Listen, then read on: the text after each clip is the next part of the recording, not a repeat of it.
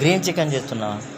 సరే తొందరగా చేయి మరి, నాకు ఆకలి అవుతుంది. తొందర నువ్వు చేస్తే తింటా. ఇగో నాన్నవ కూడా ఆకలి అవుతుంది, నాన్నవ కూడా అవుతుంది.